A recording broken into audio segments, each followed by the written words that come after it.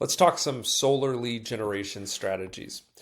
So I'm Bill Rice with Age Lead Store. If you want to get more in-depth Age Lead sales playbook, you can go ahead and hit that QR code, and that will take you straight to a full course that I have on working age leads, and it'll give you a lot more detail. But in this particular video, I'm going to dig into solar specifically, and I'm going to give you a little portion of what's inside of this playbook to get you started on thinking about, well, number one, how you can generate some leads. And then two, obviously, since I'm talking about Age Lead Store, maybe where lead buying becomes an alternative or something that you do in companionship with your lead generation strategy. So let's jump right into it.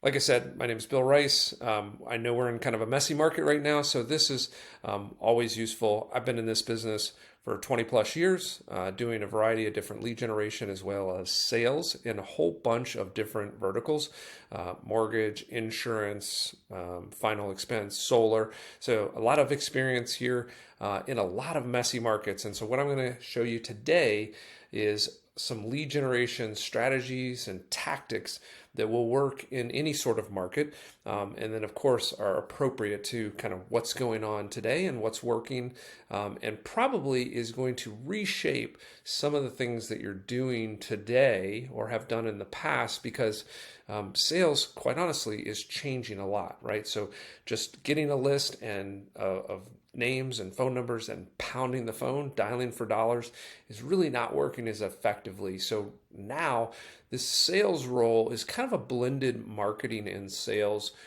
sort of set of skills. And so I want to show you and walk you through some strategies that are going to help you, one, learn to blend those, and two, give you a lot more success and response rate on any of the leads that you are generating. So I'm going to take you through not only the lead generation, but a little bit on how to get those leads to respond to you. Here are some basic strategies for generating solar leads. So first and foremost, creating a strong online presence is more and more important, right? Everybody is going to the web, specifically to Google search first, whenever they're trying to figure anything out. So in particular, solar is a topic that everyone's hearing about. Renewable, sustainable energy, right? They're hearing it on the news. They're hearing it and reading about it, wherever they get information. Obviously, it's a topic of conversation around dinner tables, at restaurants, with friends. So there's a lot of conversation around it, which is going to create a lot of demand for information. So that's a good thing for you in selling, anything that's innovative. But solar's been around long enough that it's one of those topics where people are trying to find some information. They've probably got a lot of misinformation, or they're hearing a lot of different things, and they're trying to sort out like what's real and what's not. Are there incentives? Are there not incentives? Is this a good thing to do? Can I do it in the Midwest? Can I do it, in sunny areas? So they're trying to figure this out, which makes a great environment for you to sell and to fill that gap of information and to be a trusted resource, right? So that all starts with having an online presence so that they can find you when they're looking for things. One of the easiest things, and you're seeing it right now, you came here for some information on how to sell solar. You're trying to figure out how to work solar leads, right? So where did you come? You came to YouTube. Well, your consumers are doing the same thing, particularly in solar, right? Because it is one of those things where it's kind of a physical thing. It's a technology thing. They might see it in their neighborhood, see some panels in their neighborhood. Maybe they're driving along the highway, they see some panels up, they're trying to figure some things out. And so it's a very visual thing, and there's an opportunity for them to kind of see what it is, but not really understand what it is. So YouTube is a great place. The interesting thing about YouTube is, because there's kind of this stigma around video and getting in front of the camera, and how complex that is and how much fancy equipment you might need, a lot of people, even in the solar industry, are not taking advantage of video. And YouTube is the second largest search engine behind, obviously, just Google, right? But the funny thing is, if you do some searches around solar, just as if you were a consumer trying to figure some things out, you're going to find out that there's not a ton of content, right? So there's a real opportunity for you to provide some content. The other thing that's a real opportunity is a lot of the content that's there and that ranks high is probably really old. And that's something that Google will serve up because Google runs YouTube, right? YouTube's going to serve that up, right? Because it's there. It's the best thing to support that search, but it's not necessarily the best content. And it's certainly not the most current. So if you all of a sudden create even the most simple video, right, using your iPhone camera or doing like I'm doing, you build a presentation, you sit in front of your computer and talk about this and provide the information. Again, not really high tech, but if you provide some current information in a newer video, there's a good possibility that you're going to jump into a really high position on a variety of different searches around the type of things that consumers will search for to try to understand solar. So YouTube is something I can't advocate enough. It's a really easy way to get into that consumer's field of view, and of course build that stronger online presence. I also encourage you to pick up a couple other channels, right? If you're really comfortable with Facebook or Instagram, those are again two excellent places because you can do video, you can make sort of really visual impact on your customer. Again, taking that cell phone, taking it out while you're doing an installation, walking through what an installation looks like, potentially taking a client's installation and just taking your iPhone and sort of walking through and dialoguing what exactly this homeowner did and the advantages to what was done there, right? So it's really easy. Again, super big advocate of video, but you can also do some other things. You can do some simple text things. You can do some simple infographics. We'll talk about those in a second, right? But again, pick one or more of these type of channels. And the main advantage to this is the audience is already there. You're just inserting your content into that audience so that you can, again, present current information that's going to be attractive to them. But you don't have to build the audience, right? You don't have to buy ads. You don't have to figure out SEO and all those complex things, right? The audience is already there. All you need to do is consistently, once or twice a week, post content, and you'll very quickly start to draw in that audience of consumers, homeowners that are trying to figure out solar. Then once you've done that, once you've gained an audience, once you've got some traction, once you've got some leads flowing, then you can think about your website, right? Oftentimes we put these in reverse. Websites can be expensive, they can be hard, they can be cumbersome, they can be, like I said, just hard to figure out. And usually if you do them before you kind of have the ability to invest in a good website or just the knowledge to build a good website, it can actually kind of undermine your professionalism or the look of your business, right? And so being a little bit lower production and going to some of these other channels like YouTube and Facebook can be, one, easier, but it can also allow you to kind of get into the market without having to worry about, a website that might not work perfectly or might be a little bit broken or a little bit cumbersome and frustrate that consumer who's trying to get information and maybe trying to reach out to you for an appointment, right?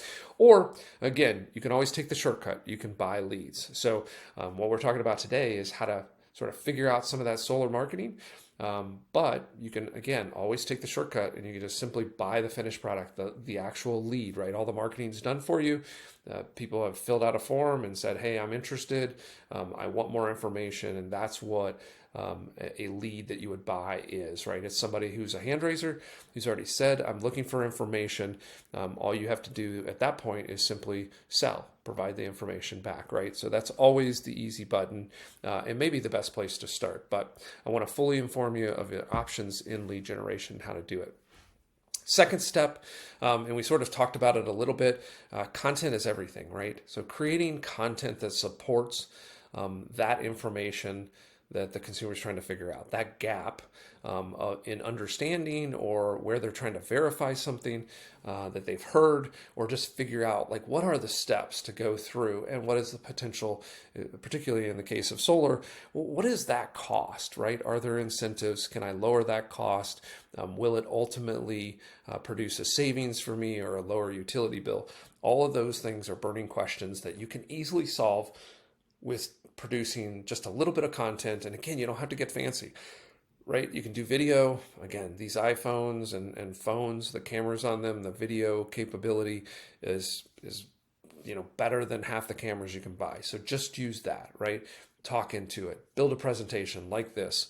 The nice thing about building a presentation too is you can build a presentation in something like I have in front of me, Google Slides, and then you can just simply export it as images, and you can use those. You've probably already seen this on LinkedIn, on Facebook. It's just kind of like little mini infographics, right? So you can build infographics, right? You can take this whole presentation, you can kind of build it out. We all know how to use, a little bit of, these Google Slides, or maybe you're more comfortable in PowerPoint. Once you built the presentation, you can also export it as a PDF, and now you have an ebook, right? Or you have a really nice presentation that somebody could download, or that you could send them via email, or you could link to if you've got it posted somewhere, right? So, Google Docs, right? You can simply take Word or Google and write out just a bullet pointed, like easy to understand checklist of here's all the steps, or here's all the advantages or benefits of using solar, or maybe here's some great statistics or facts that you've taken from the Department of Energy site. They have all kinds of great resources that have all kinds of stats and benefits to implementing solar. So you can just take those, repurpose them inside of a Google Doc, and just simply, again, export it as a PDF, or just even send a link to that Google Doc to them. So building the content is really simple to do, and consumers generally appreciate the simpler, less complex. It doesn't have to be high production, right? Again, it just gives them the facts and allows them to sort of digest it in a really quick way. And this is going to build, again, your presence, your credibility, your trust, all those sorts of things. Again, once you've built the content, like how do you get it out there? You don't have to build a big fancy website, right? Just send it or post it through onto your social media platforms. If you're doing YouTube, obviously you can post it there. If you're using Facebook, create these images and post it there. You can send it via email, right? You can send a link to the Google Doc. You can send a link to the Google Slide. I really like doing that because it's a link, right? I like using that versus PowerPoint or Word, or even exporting a PDF. You can't actually send a PDF. It makes it really easy for them to open. But sometimes when you have attachments, they get blocked when you send them through email. So there's a variety of different ways, but push them out into that list of leads, or that list of emails that you've acquired in your lead management or CRM database, right? And then later, you'll have all this content. You'll have created this library. So when you do have a website, or you are running paid campaigns, you can use these pieces of content in those campaigns as well. So you can kind of just incrementally, baby steps, grow what you're doing for lead generation, what you're doing for advertising. So start with the base, create that library of content, have a couple places where you can distribute it, right? YouTube, LinkedIn, Facebook, whatever those chosen or preferred channels, any of those channels are going to have your customers in them, right? So wherever you're comfortable operating, wherever you're already sort of maybe even consuming content, just go into that market, produce that kind of content and push it out, and you'll start to draw. That's the neat thing about those. You'll start to draw those types of audiences. And then ultimately, obviously, you want to build an email list. Maybe you're doing some leads. We're going to show you some really affordable ways to do that. Actually, I'll just introduce it to you, right? ageleadstore.com is an easy way to get solar leads and build that email list quickly. And then there's other ways to kind of work those.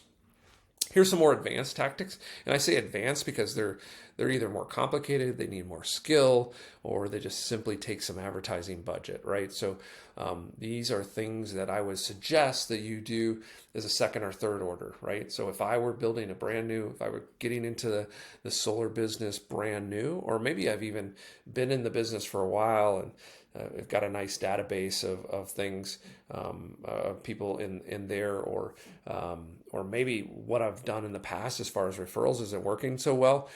If I were looking through the 3 steps that I would take, the first thing I would do is buy affordable leads, right? That's ageleadstore.com. Then maybe buy some real-time leads. Again, have the marketing done for me, and I'm literally just investing in the final product instead of spending a bunch of money and trying to figure out marketing. And then the second thing thing that I would do after that is I would do some organic things, right? I would be posting, like I said, into social media, into channels, into YouTube, into places that already have an audience. That would be my phase 2. And then my phase 3 is to build my own assets, right? My own website, start to invest in some advertising and start to generate some of my own leads, right? Underneath my brand. And that's more for when you're actually building a brand, or maybe you've got a larger team, you're bringing some people under you, and that's where you're starting to really scale your business. That's where these tactics come into play. So we can obviously use Google Ads. That's a way to just buy our way into the searches. Facebook ads. A lot of people start with Facebook ads, but it's relatively complex and it can be challenging. And although you don't have to spend a ton of money to get some responses, it does take some skill to get that money to actually return. And so you're going to spend a lot of time sort of figuring things out. And then inherently, you're going to spend a fair amount of money to actually figure out this Facebook ads sort of mystery. But that's a great place, again, to mature into SEO and content. A lot of that content that you've created before, you can start to introduce on your website once you've got the ability to invest in that. And so you're going to reuse some of this stuff. And of course, you're going to need a website for Google Ads and even to some degree Facebook ads. So at the point in time that you've got a website and you start to build sort of a larger brand or starting to scale your business because you've gotten some traction, that's when you can introduce these. Of course, in all cases, don't forget to layer in the offline marketing efforts as well, right? You're going to continue to get referrals from friends and family. So don't forget to send out emails, make phone calls, ask for those, right? You can't necessarily get the volume you need to have a sustainable solar business by just relying on friends and family. As the law, the kind of the rule of thumb goes, you have about 150 friends, right? And then as a result of that, you basically got 150 or so leads. Not all of those are going to be qualified. Not all of those are going to be interested in solar. And even if they're to refer you, at the end of the day, if you were to do the math, in your best case scenario from friends and family and even partners and other businesses or referral partners, you're probably only going to get maybe 2 to 5 leads a month at the best case, even if you're really good at that. And even if you get a great conversion rate, right? So let's say 40, 50%, which is not going to be the case because you're going to get referred to a bunch of people that are just looky-loos or maybe they just felt like giving you somebody's name and they might not even be interested, right? So 45, 50%, maybe you're going to close a couple of deals a month, right? And you want to do more than that. You want to scale more than that. So these are all components to a larger effort. This is why lead buying with something like Age Lead Store, where there's only about $1 a lead, you can really fill that database and you can start to scale those sales and marketing campaigns so that you can build your business, right? Make this a full-time thing for you. Door knocking. Don't, again, this is another layer.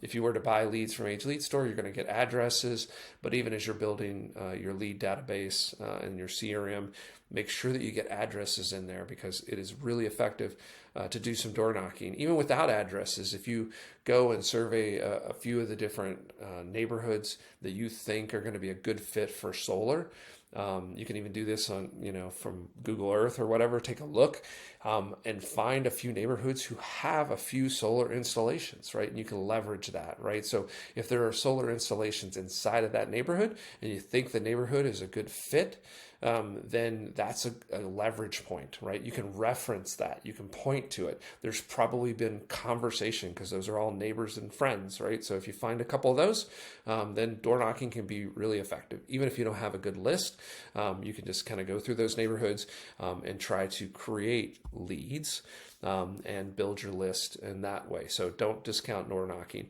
If you are buying leads or you have a lead source, direct mail is a great way to start to build that lead list as well, right? Because most of those lead sources, and you should check on this, right? Age Lead Store does this.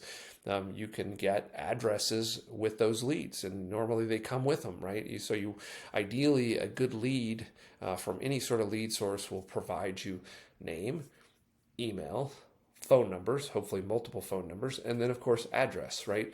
And so that can allow you to do some direct mail campaigns. Again, layering these up will give you multiple impressions and start to build some density around your sales approach inside of that core list or inside of that core sales database. Here's another one that people don't think about because they just think it's old school. But I found this really effective in a lot of different industries. Have your business card made and then put on that business card a QR code. And these are really simple to do. You basically, get the link and then you can turn it into QR code. There's a lot of free ways to do that. Just Google QR code creator and you'll find some simple ways to create that QR code, right? But once you have that image, incorporate it on your business card and make that QR code go to your scheduler, right? Something like Calendly. So that way you give them the business card, they look at it. At some point, maybe in the future, they get interested in it. They might give you a phone call, right? Because your phone number's on there, but they're probably just curious. They'll take their phone, they use that QR code. During COVID, a lot of people got familiar with this process, right? In using QR codes to order things. Using them, at fast food restaurants, so they know how to use QR codes now much more than they used to, and so this has become really effective. So they'll take that phone, they'll take a look at it, and they're like, "Oh, I can schedule an appointment," and they'll go ahead and schedule an appointment. It'll show up on your calendar. Boom, you got a brand new lead, and it's even better because it's a scheduled appointment. So that's a neat little trick that I would definitely advocate using.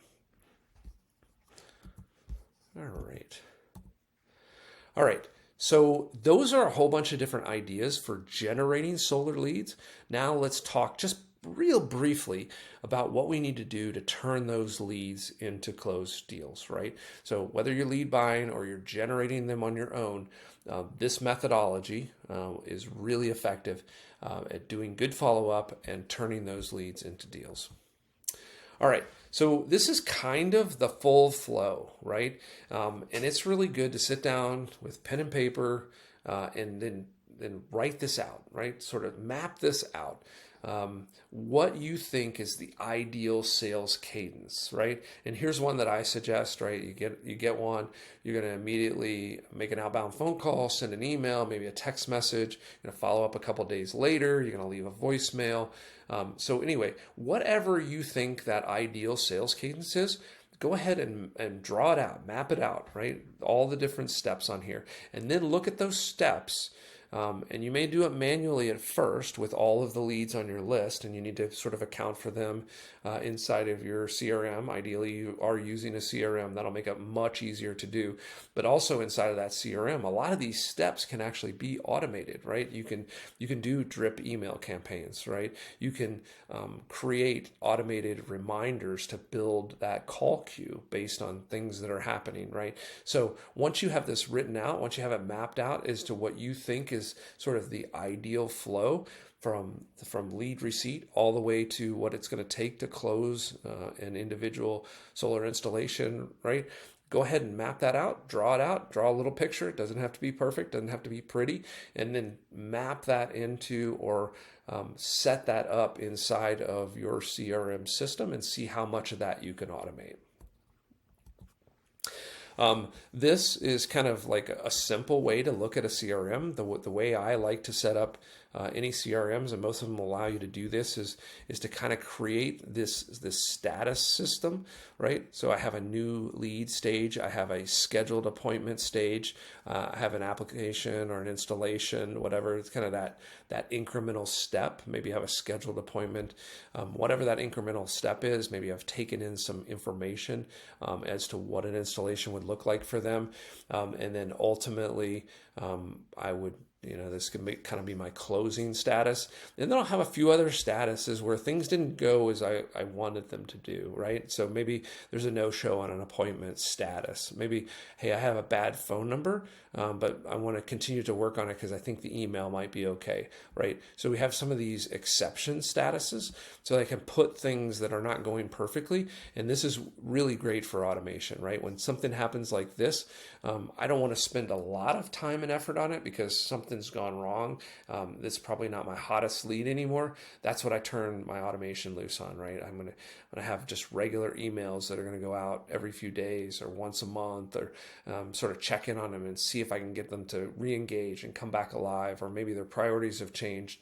So just because something's gone non-responsive doesn't necessarily mean that that lead is dead. It just means that for whatever reason, they're unresponsive. Priorities have changed. Maybe they're not ready. Maybe they can't afford it. Something of their situation is different than when they originally inquired. And so that's okay. We're just going to put them in a nurturing status. Whenever we're building these systems out, right, we want to think about the full funnel, right? This is somebody just trying to get some information. This is somebody who's, hey, they've got enough information. They're pretty sure they want to do this. Maybe they're doing some comparison shopping. They're kind of in the middle of the funnel. And these people, maybe they've scheduled an appointment. They made a commitment to actually do this. And so I want to build content and systems to support this full funnel, right?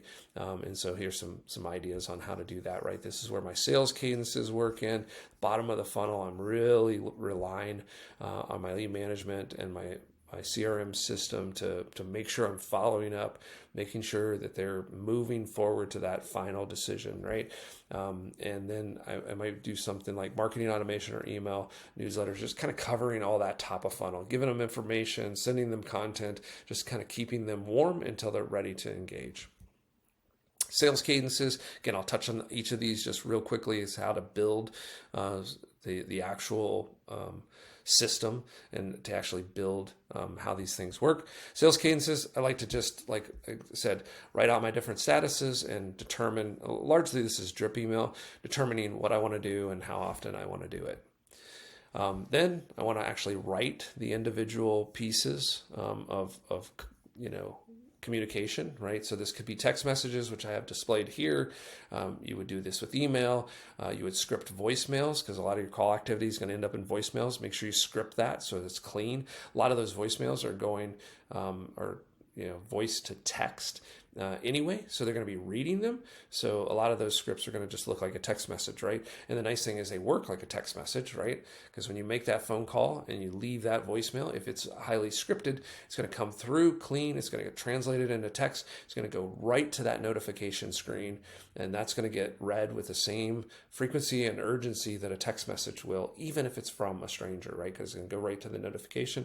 Emails don't necessarily do that. So advocate that, again, everything's scripted, including your voicemails, and leverage that. Don't skip that step. A lot of people don't leave voicemails. They just call, and never leave a voicemail.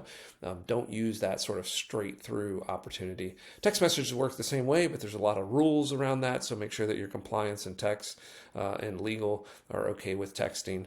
But again, those can kind of be used a little bit interchangeably. And of course, email still works wonderfully, right? The only thing that's really not working as well anymore is just kind of dialing for dollars, right? Hoping somebody picks up the phone, and that when they do pick up the phone, they're going to be responsive or interested in what you have to say. That's really not working as well anymore. So you got to use some of these other more digital channels. This one's really good. You can use voicemail and text together.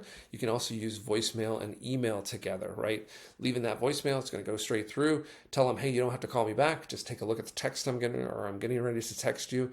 Go ahead and take a look at that. You can ask for permission in that text. That will give you the permission step. That'll help your compliance. And again, it's a compliance and legal thing you got to check out within your organization always. But this is a great way to kind of get that permission to text. You can do this. If you can't text, that's fine. Just use an email, right? Hey, call them and say, I'm going to send you an email with all the information, an easy way to set up an appointment, whatever that script is. You're going to leave that as voicemail, and you're going to point them to the email. That's going to help your email delivery. They're going to look for that email. They're going to open it up. And they're going to respond to it. So that's going to help your response rate on email as well. I love to use email. I got a lot more space here to kind of foreshadow the process and the steps and what I'm going to do with the email, because again, a lot of times these get stored or saved or those sorts of things. I want to make sure I always have full contact information. I want to have some great resources in there, and I want to make it short and sweet, but I want to outline very thoroughly in a bullet pointed way what is the process to move forward, right? Because again, oftentimes these get saved, and even though they might not respond now, when they get re-interested, they'll do a search, they'll find that email, and then they'll re-engage with you.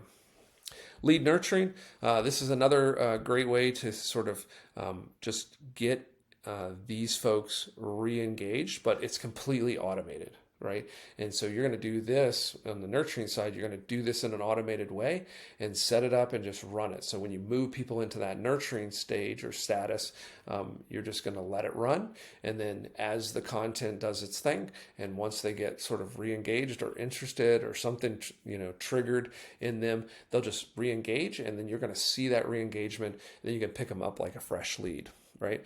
One of the things that works really well in here is just sending them content, or when you're building out that drip email campaign, introduce some evergreen content. Maybe it's an article, maybe it's something interesting about solar. It doesn't even have to be like a sales piece of content, right? It can just be something interesting about solar. It can be something interesting about renewable energy, right? Just to keep them engaged, and to have them think of you as a good source of information to keep them informed.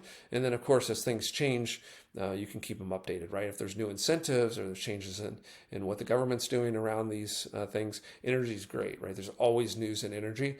And so that's some of the content. It doesn't have to be your content. You can use third-party content. You can see I grabbed some content that I just Googled real quick in the news section and found something about solar, and then I threw it in here. And that's really all it takes, right? You're the energy person, right? You're the energy resource in their life, right? And so make sure that you're doing that. You can use third parties' resources to do that.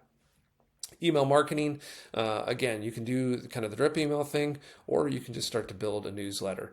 Newsletters are great and relatively easy to do. Again, you can see that consumers are always looking for information. You don't know when they're going to be looking for the information. And if you're not communicating by newsletters, they're going to find sites like these. And these are actually lead generators, right? So when we talk about aged leads and real-time leads, these are the types of people who are providing content to support that information seeking that these consumers are looking for that I was talking about, right? They're always looking for information. And so if you don't think this works, just look at these million and billion-dollar businesses that are on the internet that are producing this type of content all the time and making a ton of money by generating these leads. And you can step into those waters, and you can even leverage some of the content that they're producing and do some similar things, but just go out to your list with it, right? So this works, and this is proof, right? Because if you're not the one being the energy person in their life, they're going to go out and they're going to find places like NerdWallet and Consumer Affairs, which are lead generators, and you're going to end up buying those leads anyway, right? So be that resource in your database, right? So create that list and start talking to those consumers. If you need to jumpstart that, again, you can buy aged leads, which will give you some hand raisers to build that database. So you'll have a few hundred or 1,000 of those people in there, and you can start to work it and start to become their energy resource. And again, building the content is pretty easy, right? You can just go Department of Energy, produces a lot of resources. You can look at some of these content creators and figure out what they're writing about. And then you just simply sit down, write a newsletter, write an email. This isn't terribly hard. It doesn't have to be long. And you can just build this out. You can use MailChimp. There's a lot of different things that you can do here. And just start producing a regular, monthly, bi-weekly, weekly email that covers everything about energy, right? And again, you can use some third parties. You can curate some stuff. You don't have to write everything from scratch. You don't have to be a genius about energy. Again, use those third-party resources and content that's being created, and then just be the aggregator, be the curator of that information and get it to that list, to your sales database. Ultimately, and you've heard this over and over again, the money's in the list, right? The list is your 2023 strategy. Start to build that list. If you need help, go to Age Lead Store for about $1 a record. You can get a few hundred or 1,000 to kind of accelerate and populate that list so you have a bunch of folks that you can start to become their renewable energy expert in their life and start feeding in that content and start generating interest, engagement, and then ultimately leads. So hopefully this has been valuable. You've learned a little bit about solar lead generation. Encourage you to subscribe, click that notification button, and you'll get all of our resources around lead generation and sales strategies that work with Aged Leads. So I encourage you to check out ageleadstore.com and check out our next video.